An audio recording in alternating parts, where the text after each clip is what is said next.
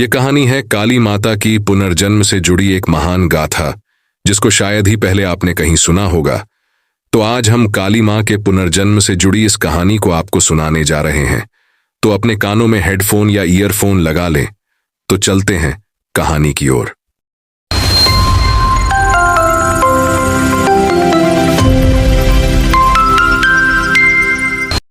प्रातःकाल नरेन अपने गांव के नदी में स्नान कर मंदिर की ओर जाने लगा। सूरज अब भी निकला नहीं था, बस उसका सफेद प्रकाश ही चारों ओर फैला था, जिससे यह प्रतीत हो रहा था कि मानो कुछ देर पहले बर्फ गिरी हो। लेकिन ऐसा वास्तव में नहीं था। वह ओस के बूंदों के कारण से प्रतीत हो रहा था। चारों ओर का दृश्य, वह मन भावन हरियाली, फूलों की सुंदरता और सुंगध उस ग्रामीण परिवेश की झलकती खूबसूरती नरेन के मन को बहुत प्रफुल्लित करती थी। इसी कारण से तो वह अपने गांव की प्राकृतिक सुंदरता को छोड़कर औरों की तरह शहरों में जाकर बसना नहीं चाहता था। चाहे जो भी हो, उसे अपना भविष्य अपने स्वच्छ और सुंदर गांव में ही दिखाई देता था। प्रातःकाल चिड़ियों का चहचहाना उसे और कहां सुनाई देगी। इतनी शांति और स्वच्छता क्या उसे शहर में मिल सकती है। वह उस स्वच्छ बहते नदी के जल में सुबह स्नान कर पास ही बने माता काली के मंदिर में पहुंच गया। रास्ते में ही उसने पूजा के लिए पेड़ों से कुछ फूल और फल भी तोड़ लिए थे। उसे इन चीजों को प्रतिदिन बाजार जाकर खरीदने नहीं पड़ते थे, क्योंकि कुछ तो पहले से ही उगे हुए थे। कुछ को उसने कुछ साल पहले लगाए थे, जो उसके साथ गांव के बाकी लोगों के काम भी आ रहे थे। तो सब उन फल फूल के पेड़ पौधों की देखभाल भी करते थे। वे नरेन के उस काम की भी प्रशंसा करते कि आज नरेन के अच्छे विचारों और प्रयासों के चलते पूरा गांव के लोगों को पूजा के लिए मुफ्त में ही फूल और फल मिल जाते हैं। इसके लिए उन्हें बाजार जाकर पैसे खर्च नहीं करने पड़ते। पहले पड़ते थे, लेकिन अब नहीं। और यहां वैसे भी लोग गरीबी में ही जीवन जीते हैं। मंदिर पहुंचकर नरेन पहले पूजा किया, फिर मां का ध्यान करने लगा। मंदिर में लोगों ने ऐसा व्यवस्था किया था कि भोर होने से पूर्व ही मंदिर के समीप जिसका घर है वह मंदिर की सफाई कर देता और पुजारियों के जरूरत के सामान वहां रख देता, जैसे कि जल, धूप, दीप, माचिस, अगरबत्ती इत्यादि। नरेन को ध्यान करने के सभी नियम और ज्ञान प्राप्त थे। वह बहुत से योगों का भी जानता था। ध्यान के नियम एवं उसके सभी अवस्थाओं को वह अच्छी तरह से जानता था। शरीर के सभी अंगों तथा अंगतंत्रों का भी उसे ज्ञान था। वह उन सभी नस नाड़ियों के विषय में जानता था जो ध्यान की अवस्था में सक्रिय हो जाते हैं। पूजा पूर्ण होते ही नरेन मां काली का ध्यान लगाने के लिए पीछे बने हुए स्थान पर पद्मासन में बैठ जाता है और कुछ ही देर में गहरे ध्यान में चला जाता है। धीरे धीरे वह और भी गहरे ध्यान में चला जाता है। तो उसे जगत माता उसके इस धरती पर जन्म लेने का कारण को बताती है। वह अपने पूर्व के जन्म में एक ब्रह्मचारी योगी था, परंतु उसके मन में एक बार विवाह करने की प्रबल इच्छा जगी थी। चूंकि वह ब्रह्मचारी था, तो उसकी यह इच्छा उस जन्म में संभव नहीं थी। अतः उसने अपनी इच्छा को मार दिया, जो प्रकृति को पसंद नहीं आई, और इसी कारण से वह पुनः इस धरती पर जन्म लिया। नरेन के मन में विवाह की इच्छा एक पश्चिम के देश की एक बहुत ही सुंदर लड़की के कारण से उस जन्म में उत्पन्न हुई थी। उस लड़की का नाम था जैकलीन। जब वह एक धर्म सम्मेलन में भाग लेने अमेरिका गया था, उस समय पश्चिम देश के लोग भारतीय लोगों से ठीक से परिचित नहीं थे। वे बस उन्हें अशिक्षित और गंवार ही समझते थे, क्योंकि तब भारत अंग्रेजों का गुलाम था। लेकिन नरेन ने उन अंग्रेजों और गोरों को तब भारत की महानता, संस्कृति और आध्यात्मिकता के विषय में अपने प्रभावशाली भाषण से परिचित कराया। उसे देखकर एवं उसके भाषण को सुनकर जैकलीन बहुत प्रभावित हुई थी। उसने नरेन को एक दिन शाम में अपने घर पर भोजन करने के लिए आमंत्रित किया। जब नरेन उसके घर गया, तो भोजन के बाद जैकलीन ने नरेन से अपने मन की एक इच्छा बतानी चाही। तो नरेन ने कहा, बोलो जैकलीन, तुम मुझसे क्या कहना चाहती हो? मैं आपसे बहुत प्रभावित हूं, आपके व्यक्तित्व से, बुद्धिमत्ता से, सुंदरता से और भी बहुत कुछ। मैंने आपको अपना जीवन साथी मान लिया है। क्या आप मुझसे विवाह करोगे? मैं कितनी भी कठिन परिस्थिति में आपके साथ अपना पूरा जीवन हंसकर बिता सकती हूं। कृपया मुझे अपना लो। यह असंभव है जैकलीन। भले ही तुम बहुत सुंदर हो, इसमें कोई संदेह नहीं है, तुम्हारे आदर, सम्मान और सुंदरता ने ही आज मुझे तुम्हारे घर खींच कर लाया है। मैं तुम्हें एक सच बताता हूं, तुम्हें एक पल देखकर तो मेरा मन भी तड़प उठा था और मेरे ब्रह्मचर्य से भीषण युद्ध भी किया कि ब्रह्मचर्य का चोला उतारकर अब गृहस्थ का जीवन व्यतीत करूं और सांसारिक सुख को भोगूं। परंतु मेरा शपथ और गुरु के प्रेम ने तुरंत ही मेरे मन के युद्ध को शांत कर दिया। इस जन्म में मैं तुमसे विवाह नहीं कर सकता, सिर्फ तुम्ही से ही नहीं बल्कि इस धरती की किसी भी महिला से मैं विवाह नहीं कर सकता। यदि जगत माता की कृपा हुई तो अगले जन्म तक तुम प्रतीक्षा करो, तुम्हारी इस इच्छा को माता काली ही पूरी करेंगी। मैं बहुत जिद्दी हूं नरेन, तुम नहीं जानते हो कि मैंने आज तक किसी भी पुरुष को पसंद नहीं किया था जितना कि तुम्हें पसंद किया होगा। यहां तो लोगों का किसी से भी संबंध बनाना आम बात है। फिर तुम मुझसे झूठ क्यों बोल रही हो जैकलीन? नरेन, नहीं नरेन, ये सही है। मैं मानती हूं कि यहां यह सब आम बात है, लेकिन मैंने आज से पहले कभी किसी मर्द को इस प्रकार नहीं पसंद किया जितना कि तुमको। वैसे तो मुझे बहुत से लड़कों ने विवाह के लिए अपना प्रेम का प्रस्ताव भेजा, लेकिन मैंने उन सभी को अस्वीकार किया कर देती थी। जब मैं 12 साल की थी तो एक ज्योतिष ने मेरी कुंडली देखकर मेरे विवाह के विषय में बताया था कि मेरा विवाह वैसे व्यक्ति से होगी जो भारत से यहां आएगा, और उसने उसकी हुलिया बिल्कुल तुम्हारे जैसे ही बताई थी। जो बात बचपन से ही मेरे मन में बैठ गया था और मैं तुम्हारा ही इतने दिनों से प्रतीक्षा कर रही थी। लेकिन मैं बहुत हैरान हूं कि भविष्यवाणी सत्य होकर भी असत्य क्यों हो रही है। तुम मेरा विवाह के प्रस्ताव को क्यों ठुकरा रहे हो? ये ब्रह्मचारी क्या होते हैं? क्या उनका दिल नहीं होता? बुढ़ापा को वे किस प्रकार सहन करते हैं? हाँ हाँ हाँ, ब्रह्मचारी को बुढ़ापे से परेशानी नहीं होती जैकलीन। शायद तुम इन सब बातों से परिचित नहीं हो कि ब्रह्मचर्य क्या होता है। तुम्हें तो भगवान के बनाए हुए इस धरती के विषय में ध्यान नहीं है, और सिर्फ इतना ही नहीं, मानव जीवन के 4 चरणों की भी जानकारी नहीं है कि मानव जीवन को उस परमात्मा ने 4 चरणों में बांटा है जिसे व्यतीत करने के नियम सिर्फ हमारे ग्रंथों में ही वर्णित है, और वह है सनातन। तो तुम या तुम्हारे लोग क्या जाने, इस विषय पर कोई बात नहीं करो। कुछ और प्रश्न है तो बोलो। क्या बोलूं? अब तो मेरा सब सपना ही टूट गया। उस ज्योतिष की सिर्फ आधी बातें ही सत्य थीं। मैं बहुत दुखी हुई, लेकिन मैं बहुत जिद्दी हूं। मैंने तुम्हें ही पसंद किया है, तो इस जन्म में मैं भी विवाह नहीं करूंगी और अगले जन्म तक तुम्हारा प्रतीक्षा करूंगी। इसके लिए जो भी हो, अब से मैं भी अपना पूरा जीवन काली माता की भक्ति में ही व्यतीत करूंगी और उनसे प्रार्थना करूंगी कि अगले जन्म में वह मुझे तुम्हारी पत्नी ही बनाए। तुमने तो मेरा दिल जीत लिया जैकलीन। उस जगत माता की कृपा से आज तुमने मेरे इस जीवन में भी रंग भर दिए। मैं भी मां से प्रार्थना करूंगा कि इस जन्म के जितने भी कार्य हैं उन्हें जल्द से जल्द पूरी करके मृत्यु की गहरी नींद प्रदान करें और अगले जन्म में गृहस्थ जीवन प्रदान करें जिसमें तुमको ही मेरी पत्नी के रूप में प्रदान करें। सच जैकलीन, तुम जीत गई और तुम्हारा प्रेम भी जीत गया, क्योंकि वह सच्चा था। प्रेम ही तो ईश्वर है जिसमें समस्त संसार समाहित है। यह सारा संसार सिर्फ प्रेम के ही वशीभूत है। सिर्फ मानव ही नहीं, संसार के समस्त प्राणी। सच्चा प्रेम कभी हारता नहीं। तुम्हारा प्रेम अवश्य ही विजयी होगा। बस तुम प्रतीक्षा करो। मैं भी माता प्रकृति से तुम्हारे लिए प्रार्थना करूंगा। क्या तुम्हें भी मुझसे प्रेम हो रहा है नरेन? तुम्हारे निश्चल प्रेम ने मेरे मन में भी प्रेम का दीपक जला दिया है। मैं एक कर्मयोगी हूं। जब तक मेरे कर्म पूरे नहीं होते, मुझे अपने दिल पर पत्थर रखकर आगे बढ़ना ही होगा जैकलीन। तुम्हारे लिए मैं अगले जन्म का प्रतीक्षा करूंगा। अब मुझे आज्ञा दो तुम्हारे खाने का और प्रेम प्रस्ताव का। धन्यवाद। बहुत ही जल्द नरेन ने अपने अल्प जीवन में ही अपने महत्वपूर्ण कार्यों को पूरा कर लिया और एक दिन बिना किसी को कुछ बताए ही चुपचाप इस दुनिया को छोड़कर चला गया। माता प्रकृति ने उसके आत्मा को उसके शरीर से निकालकर अनंत अंतरिक्ष में ले गईं और अपने आंचल में छुपा लिया, क्योंकि वह उसका बहुत ही प्यारा पुत्र था।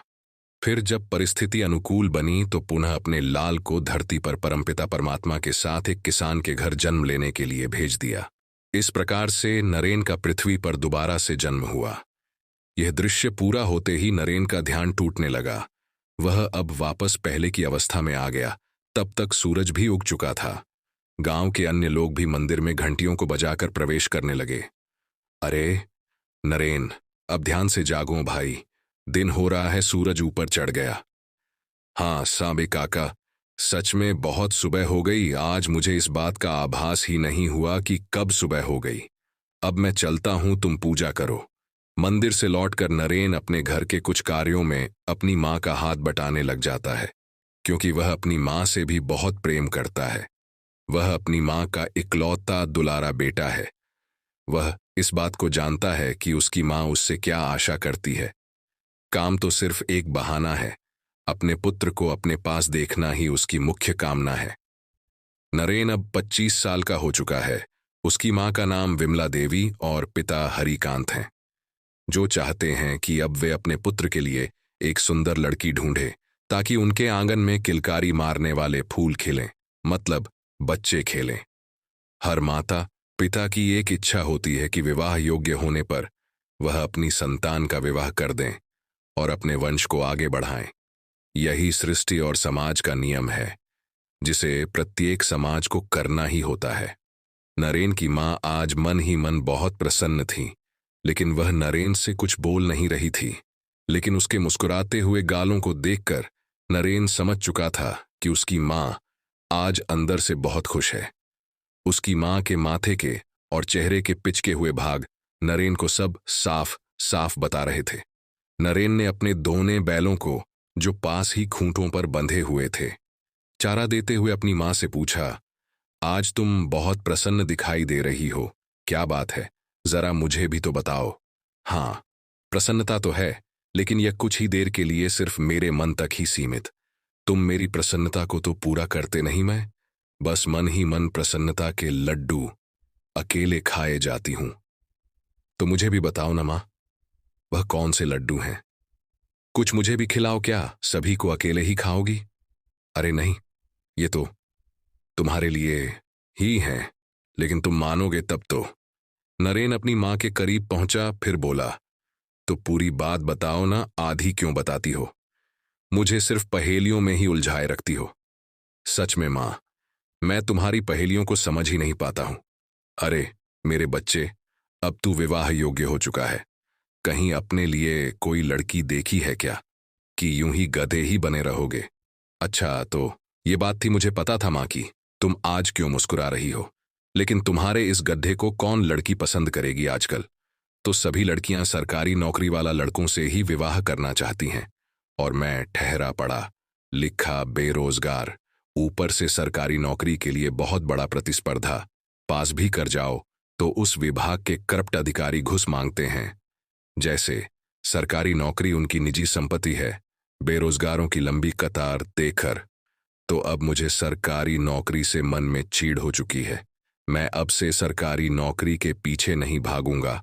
बहुत भाग लिया, यहीं अपने गांव में रहकर ही खेती करूंगा। सरकारी नौकरी हो भी जाती तो मुझे ये गांव, ये घर छोड़ना पड़ता, और तुम लोग भी मेरे साथ यहां से बाहर नहीं जाते, सिर्फ मुझे ही अपने से दूर कर देते। ठीक हुआ कि मुझे कोई सरकारी नौकरी अभी तक ठीक से परीक्षा पास करने के बावजूद भी नहीं हुआ। कुछ में तो मैं 1-2 नंबरों के लिए पास नहीं किया, लेकिन कुछ में तो साक्षात्कार में ही चूक गया। कहीं तो घुस का चक्कर, और मैं घुस से बहुत परहेज करता हूं। किस्मत ने मुझे हल जोतने पर ही विवश कर दिया। सरकारी नौकरी करने वाले भी भोजन करते हैं, और हल जोतने वाले किसान भी। अंतर इतना है कि वे महंगे और अच्छे भोजन करते हैं। हम जैसे बेरोजगार किसान सिर्फ रूखी सूखी में ही अपना गुजारा कर लेते हैं। लेकिन यह बात भी सही है कि सभी के लिए अनाज हम किसान ही उगाते हैं। यदि किसान अपना काम बंद कर दे तो सरकारी नौकरी वाले क्या पैसों को खाएंगे? मैंने तुमसे कहा कुछ और तुम मुझे दुनियादारी बता रहे हो। नरेन का कान पकड़ते हुए उसकी मां, यह बताओ कि ब्याह कब करोगे, कब एक अच्छी सी लड़की देखोगे मूर्ख? अरे मां, कोई मिलेगी तब तो क्या? लड़कियां दाल चावल हैं जो कभी भी किसी बाजार में मिल जाएंगी। सिर्फ वहां जाओ और खरीद कर अपना घर ले आओ। वे भी तो हमारी तरह ही इंसान ही हैं। जरा दया करो, उन पर इतनी भी जल्दी क्या है? अभी तुम बूढ़ी नहीं हुई हो। यह कहकर नरेन वहां से जाने लगता है, क्योंकि आज उसे बगल के गांव जाना था। उसे कुछ काम था, उसका एक मित्र भी वहां रहता था जिसने उसे एक आवश्यक काम के लिए अपने पास बुलाया था, वह भी समय पर जिसका समय होने वाला था। नरेन ने तुरंत ही वहां जाने की भी तैयारी कर ली थी और उसे अपनी मां से भी बचना था। वह बोला, मां, मैं गोपाल के पास जा रहा हूं, कुछ काम है, कुछ घंटों बाद वापस लौटूंगा, क्या पता तुम्हारी होने वाली बहू वहीं मिल जाए। ऐसा है तो आज उसे लेकर ही आना, अकेले घर मत आना। नरेन की मां ने मजाक करते हुए अपने बेटे से कहा। दोनों मां बेटे में कभी कभा खूब हंसी मजाक भी चलते रहता था, जिसे उसके पड़ोसी भी सुनकर आनंदित होते थे। नरेन के जाने के बाद बगल में अपनी आंगन झाड़ू लगाती हुई एक लड़की भी उन दोनों के बातों को सुन रही थी। वह उसकी चाची की बेटी गुड़िया थी, जिसका उम्र लगभग 13 वर्ष था। उसने कहा, बड़ी मां, आज तो नरेन भैया जरूर भाभी लाएंगे, क्योंकि आज जहां वे जा रहे हैं वहां बाजार भी लगेगा। हाँ, हाँ, हाँ। चल झूठी, तुम दोनों भाई बहन एक ही थाली के चट्टे बट्टे हो। नरेन अपने दोस्त गोपाल के गांव कुछ ही देर में पहुंच गया। वह उसके गांव से कुछ ही दूरी पर था, लगभग 2 किलोमीटर दूरी पर। वहां तक जल्दी पहुंचने के लिए लोग खेत के मेढ़ों पर बने पगडंडी रास्ते का सहारा लेते थे, तो आधे घंटे से कम समय में ही साइकिल से पहुंच जाते थे। पैदल चलने पर 25 से 30 मिनट का उनको समय लगता था। पक्की सड़क से जाने पर 1 घंटा से भी अधिक समय लगता था, क्योंकि वह और बाकी के 3 गांवों से होकर गुजरता था। सिर्फ मोटरसाइकिल वाले लोग ही पक्की सड़क का प्रयोग करते थे, बाकी के लोग तो वही पगडंडी रास्ते का ही, जो टेढ़ा मेढ़ा सरपिलाकार था। कभी काल तो किसी साइकिल वाले का ध्यान भटकाने पर वह सीधा धान के खेतों में गिर जाता और कीचड़ से गिला हो जाता। फिर क्या उसे दोबारा अपना घर नहाने को, कपड़े बदलने को आना ही पड़ता। गांवों में इसे ही कहते हैं जतरा खराब होना। इसलिए लोग उस रास्ते पर बहुत ही ध्यानपूर्वक अपनी साइकिल चलाते थे। एक साइकिल के जगह के साथ भी 2 लोगों के चलने के लायक चौड़ी वह पगडंडी थी।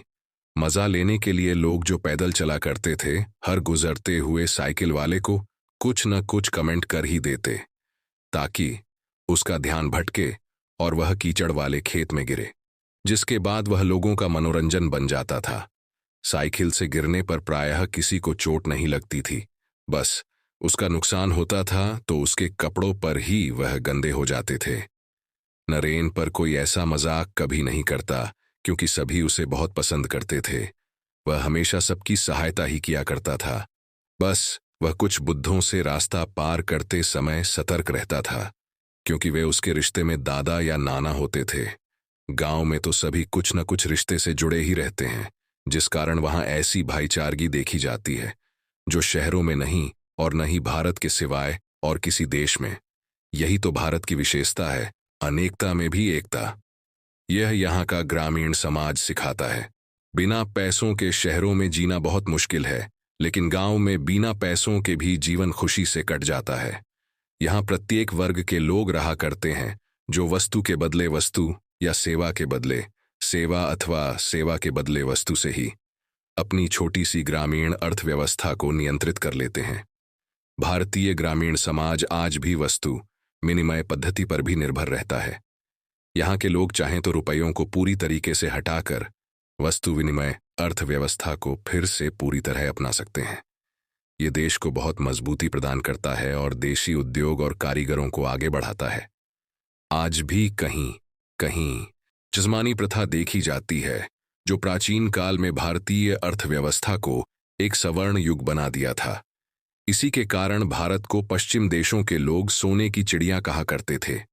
कोई भी कर व्यवस्था नहीं थी, सभी के पास बहुत धन था, सभी नागरिक धनी और परिपूर्ण थे। सामाजिक जीवन इस प्रकार था कि किसी को किसी बात की कोई चिंता नहीं होती थी। लेकिन समय के साथ सब कुछ परिवर्तित होते गया। जैसे ही मुगलों को इस बात की जानकारी हुई तो वे घुसपैठियां और आक्रांता बनकर लूटने पहुंच गए और हजारों वर्षों तक देश को लूटा। इस प्रथा को तहस नहस कर दिया और खुद भी मिट गए। फिर अंग्रेजों ने लूटा, उसके बाद नेता लूट रहे हैं। ऐसे में वह समाज का हालत क्या होगा? वह तो बिखर ही जाएगा। देश की जनता से नेता तरह तरह के टैक्स लेकर मालामाल होते जा रहे हैं और जनता बेहाल होते जा रहे हैं। खैर, जो भी हो, अब आगे।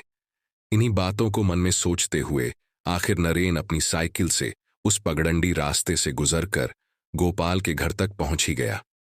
उसने अपनी साइकिल को दीवार से सटाकर खड़ी कर दी, स्टैंड को हटा दिया और दीवार पर ही अटका दिया, लेकिन बहुत सावधानी से, क्योंकि वह मिट्टी का दीवाल था और जिसे हाल ही में सफेद मिट्टी, जिसे चुना पत्थर कहते हैं, यह हर जगह लगभग मिल ही जाता है, उसी से पोता गया था, मतलब पेंट किया गया था, या कहें तो पोता गया था। गांव में महिलाएं ही इस काम में माहिर होती हैं, दीवार पर बहुत अच्छा नक्काशी भी कर लेती हैं। अरे गोपाल, क्या कर रहे हो अभी तक? मैं पहुंच गया हूं, जरा जल्दी करो, नहीं तो पोस्ट ऑफिस में रजिस्ट्री नहीं होगी। डाकिया सारा डाक लेकर मुख्य कार्यालय चला जाएगा, जैसा कल हुआ था। यह सुनते ही गोपाल अपनी एक हाथ में फाइल और दूसरी में ताला चाबी पकड़कर बाहर निकल जाता है और हड़बड़ी में कहता है, हाँ हाँ जल्दी चलो, बहुत देर हो रही है, नहीं तो डाकिया निकल जाएगा। ताला क्यों पकड़े हो? चाची घर पर नहीं है क्या? नहीं, वह छोटी बहन लाली के घर कल शाम को ही गई है, आज शाम तक वापस लौट आएगी। एक ही साइकिल में दोनों चलेंगे। लेकिन तुम चलाओगे गोपाल, मैं केन एरियर पर बैठ जाता हूं। गोपाल ने साइकिल पर जैसे ही एक दो पैडल लगाई, नरेन उसके पीछे दौड़कर केन एरियर पर बैठ गया। समतल रास्ता था, जिससे अधिक बल लगाना नहीं पड़ रहा था। ग्रामीण डाकघर बस और कुछ ही दूरी पर थी। कुछ ही मिनटों में वे दोनों डाकघर पहुंच गए। जरा देखो नरेन, कहीं डाकिया निकल तो नहीं गया? नरेन डाकघर के अंदर घुसा और फिर तुरंत ही बाहर गोपाल के पास आ गया। डाकिया अभी भी है, तुम तुरंत जाओ और चिट्ठी रजिस्ट्री करा लो, तब तक मैं यहीं खड़ा हूं। गोपाल साइकिल खड़ी करके अंदर चला गया। गोपाल के अंदर जाते ही वहां एक बहुत ही सुंदर गोरी लड़की आ गई। पहली बार देखने पर वह देशी नहीं बल्कि विदेशी लग रही थी। उसने अपने गले में एक बड़ा सा क्रॉस की माला पहने रखी थी, जिससे यह प्रतीत हो रहा था कि वह क्रिश्चियन है। पास में ही एक बड़ा सा चर्च भी था और बहुत से लोग भी आस पास रहा करते थे जो क्रिश्चियन ही थे, लेकिन वह बहुत ही सुंदर थी। अभी तक उस पर नरेन की निगाह नहीं पड़ी थी, क्योंकि वह पास के एक आम के पेड़ पर के पके हुए आमों को देख रहा था। उस लड़की ने नरेन के नजदीक आकर कहा, जरा सुनिए, क्या आपके पास कलम है? मेरी घर पर ही छूट गई। नरेन ने आवाज सुनकर जैसे ही उस लड़की की ओर देखा, वह बिल्कुल ही अवाक रह गया। यह तो बिल्कुल ही जैकलीनन की तरह ही है। तो फिर यहां क्या कर रही है? आज तो मुझे इसका ध्यान में चेहरा भी दिखा था, बिल्कुल वही रंग, रूप, आकर और हाव भाव। कहीं मैं सपना तो नहीं देख रहा हूं?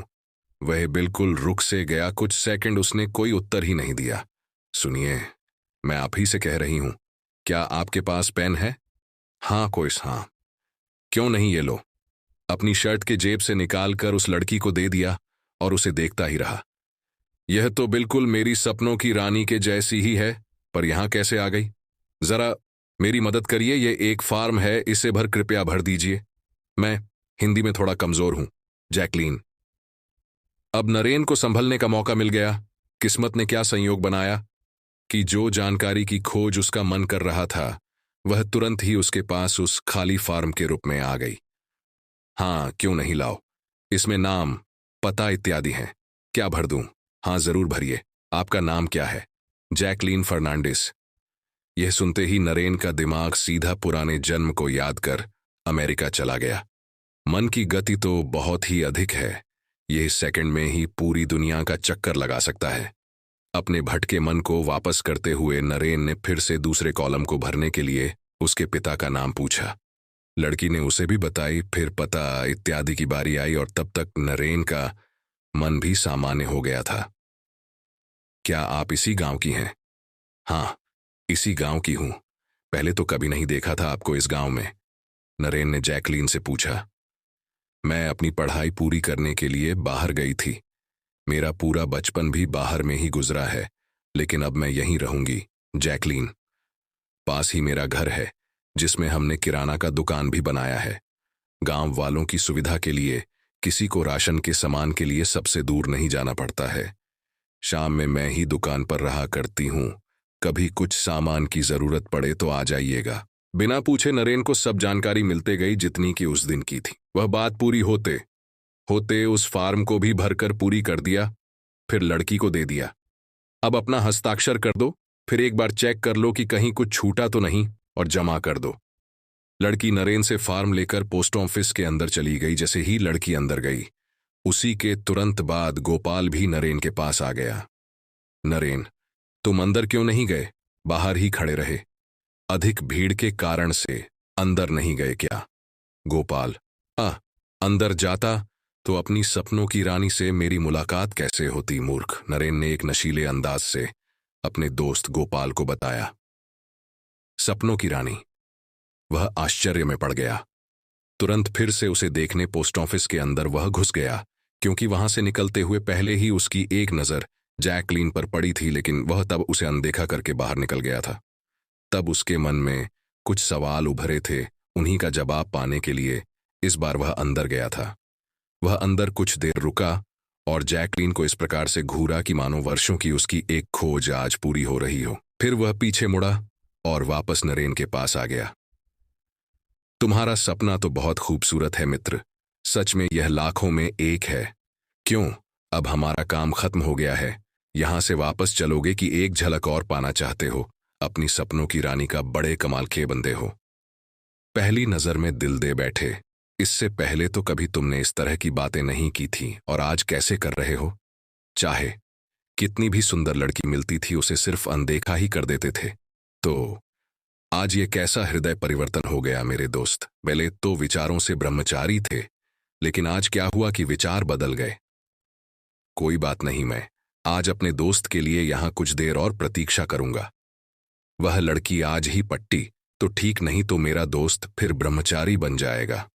वह ईश्वर से मन ही मन प्रार्थना करने लगा कि आज उसके दोस्त को उसकी जीवन संगिनी के दोबारा से दर्शन हो जाए और कुछ ऐसा हो जाए कि वह भी इसकी ओर आकर्षित हो जाए। बस कुछ ही देर बाद जैकलीन फिर से बाहर आई और वह नरेन से ही आकर मिली। मिलकर उसने कहा, आपका बहुत धन्यवाद, आपके भरे हुए फॉर्म में कहीं भी गलती नहीं थी। आज मेरा ऐसा पहली बार हुआ, नहीं तो जब भी यहां आती थी एक या दो बार कुछ ना कुछ गलती निकालकर पोस्टमास्टर मेरा फॉर्म कैंसिल करके फिर से भरवाता था। वैसे आप रहते कहाँ हैं? आपका नाम क्या है? इसका नाम नरेन कांत है, ये पास ही के गांव में रहता है और मैं इसका दोस्त हूं। इसी गांव में मेरा घर है। मेरा नाम गोपाल है। क्या तुम फर्नांडिस अंकल की बेटी हो? वे मुझे बहुत अच्छे से जानते हैं। गोपाल सब बातों को पहले ही समझ चुका था, इसीलिए जैकलीन के सवाल पूछते ही टपक पड़ा और कुछ सवाल और दाग दिए। एक अच्छे पड़ोसी होने का भी परिचय दे दिया ताकि यह रिश्ता और भी मजबूती पा सके। जैकलीन ने कहा, आपसे मिलकर मुझे बहुत अच्छा लगा, तो ठीक है, फिर मुलाकात होगी। और वह वहां से चली गई। वह और भी कुछ कहना चाहती थी, लेकिन उसने अपने आप को रोक लिया। गोपाल, अब चलो मेरे दोस्त। वह चली गई। किस सोच में पड़ गए हो? हाँ चलो, आज मेरे साथ बहुत अजीब सी घटना सुबह से ही घटित हो रही है। पता नहीं क्यों, लेकिन जो भी हो रहा है अच्छा ही हो रहा है। नरेन। गोपाल के घर पहुंचकर नरेन और गोपाल कुछ देर आराम करते हैं। फिर साथ में दोपहर का भोजन करने के बाद नरेन वापस घर के लिए चलने लगता है। घर पहुंचकर वह अपने काम में लग जाता है और उसकी वह रात भी उस दिन सिर्फ सपने बुनने में ही व्यतीत हो जाता है। कुछ दिन ऐसे से ही बीत चुके। नरेन को कोई भी नई खबर कहीं से नहीं मिली, बस वह अपने ख्यालों में ही अब खोने लगा, लेकिन किसी को कुछ नहीं बताता, यहां तक कि उसकी मां को भी नहीं। लेकिन अब उसके चेहरे पर एक अलग प्रकार की चमक नजर आ रही थी, जिसे उसकी मां ने समझ लिया था।